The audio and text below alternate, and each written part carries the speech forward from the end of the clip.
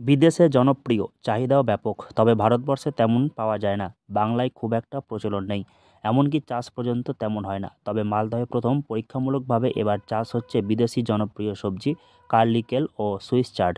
পুরাতন মালদহের উদ্যোগী কৃষক ভাস্কর রাজবংশী এবছর পরীক্ষামূলকভাবে চাষ করেছেন ইউরোপিয়ান এই সবজিগুলি।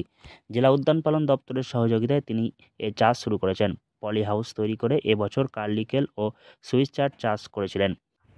যেটা চীনের দুটো সবজি চাষ করছি, একটা আছে কার্লিকেল আর একটা হচ্ছে সুইস চার্ট। এগুলো সব অনলাইনে অর্ডার করা বীজ। চাষ নতুন ট্রাই করছি, আমাদের ওয়েদার মেনটেন করছে কি না দেখছি। ভালোই চাষ হচ্ছে এখন আপাতত। হয়েছে? হ্যাঁ, ভালো হয়েছে। কেমন দেখতে সবজিগুলো? দেখতে একটা যেটা সুইস চার্ট সেম পালংয়ের মতো দেখতে পাতাটা, কিন্তু পালংয়ের থেকে সাইজে বড় হয় অনেকটা। ওর মধ্যে কালার থাকে, ইয়েলো, রেড আর যেটা গ্রিন। আরেকটা? একটা যেটা আছে তোমার কার্লিকেল পুরো পাতা কুকরানো টাইপ হয়, মানে একটু ফুল গাছ টাইপের দেখতে। অনলাইনে এই সবজির বীজ তিনি সংগ্রহ করেছিলেন। উদ্যান পালন দপ্তরের পাশাপাশি ইউটিউব ভিডিও দেখে এই চাষের পদ্ধতি তিনি শেখেন। পরীক্ষামূলক চাষে সফল হয়েছেন তিনি। মালদহের মাটিতে ভালো উৎপাদিত হচ্ছে এই বিদেশি সবজি। আগামীতে এই সবজি মালদহ বাণিজ্যিকভাবে চাষ করা সম্ভব বলে তিনি মনে করেন। বর্তমানে এই জেলায় সাধারণ মানুষ এই সবজির সঙ্গে তেমন পরিচিত নয়, তবে উপকারিতা প্রচুর রয়েছে। বিশেষ করে বিভিন্ন রেস্তোরাঁ হোটেলগুলিতে এই সবজিগুলির চাহিদা বাড়ছে। মালদহে বাড়ছে রেস্তোরাঁ হোটেলের সংখ্যা।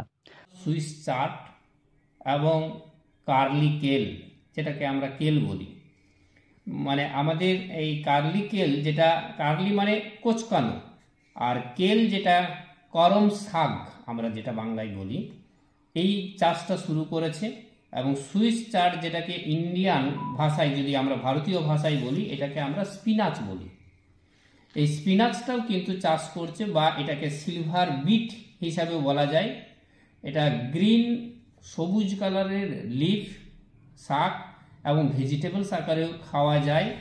এটার অরিজিন যদি দেখা যায় তাহলে কিন্তু আমাদের ইউরোপিয়ান কান্ট্রি থেকে এটা এসেছে।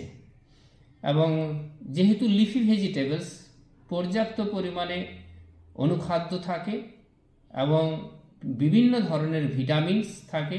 চাষ শুরু হলে সাধারণ মানুষের মধ্যে এই সবজিগুলি খাবার প্রবণতা বৃদ্ধি পাবে। বর্তমানে দেশীয় সবজির পাশাপাশি বিদেশি বিভিন্ন সবজি খাবার প্রবণতা ধীরে ধীরে বৃদ্ধি পাচ্ছে সাধারণের মধ্যে। তাই আগামীতে এই সবজি ভালো চাহিদা বাড়বে বলে মনে করছেন ভাস্কর রাজবংশী। এই সবজিগুলো শরীরের পক্ষে উপকারী, তাই দ্রুত চাহিদা বৃদ্ধির সম্ভাবনা রয়েছে। মালদহ থেকে হরষিত সিংহ, লোকাল 18 বাংলা।